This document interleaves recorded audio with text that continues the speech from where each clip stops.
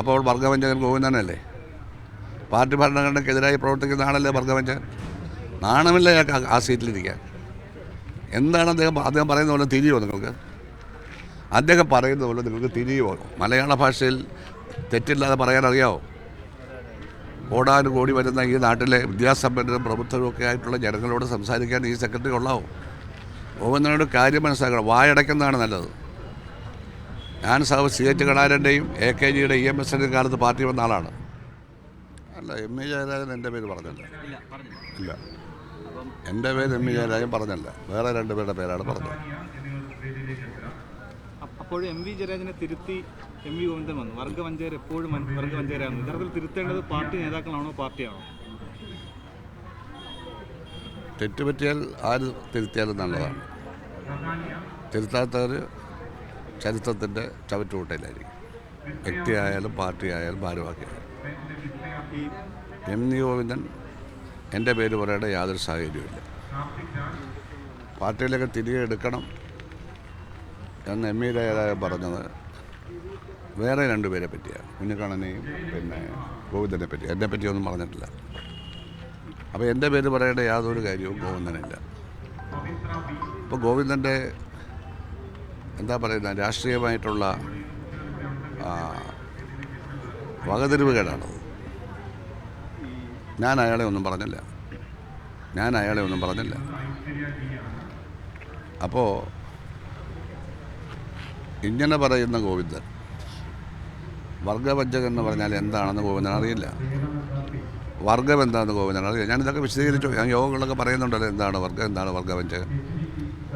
ഗോവിന്ദൻ ഇതൊന്നും അറിയില്ല. വലിയ സൈദ്ധാന്തികനാണ്. നിങ്ങൾ പത്രക്കാർ കൊടുത്ത യാതൊരു അടിസ്ഥാനമില്ലാത്ത ഒരു ലേബൽ കൊടുക്കുക. ഒരു സൈദ്ധാന്തികനുമില്ല. അറിയത്തില്ലല്ലോ, അല്ലെ ഇത് പറയില്ലല്ലോ. അപ്പോൾ അദ്ദേഹം ആ സ്ഥാനത്തിരിക്കാൻ യോഗ്യനല്ല.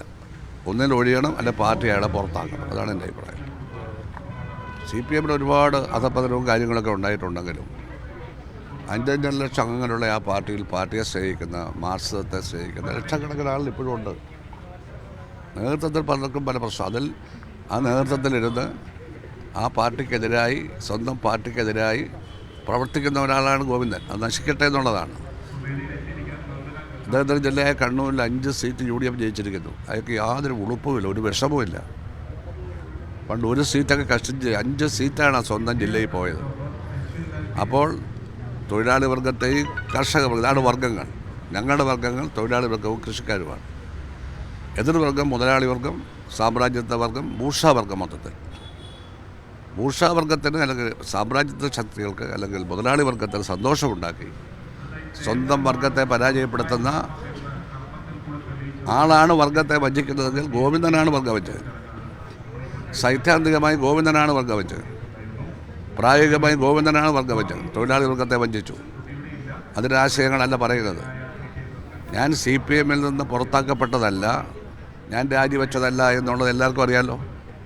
ഞാൻ എൻ്റെ സ്വന്തം ഇഷ്ടപ്രകാരം മെമ്പർഷിപ്പ് പുതുക്കാതിരുന്നപ്പോൾ അത് വർഗവഞ്ചനയാവുന്നത് എങ്ങനെ? അതെങ്ങനെ? പാർട്ടി ഭരണഘടനയിൽ തന്നെ പറയുന്നുണ്ട് മെമ്പർമാർക്ക് രാജിവെക്കാം. പക്ഷേ രാഷ്ട്രീയ കാരണങ്ങളാണെങ്കിൽ പുറത്താക്കും. രാഷ്ട്രീയ കാരണമൊന്നും ഞാൻ പറഞ്ഞില്ലല്ലോ.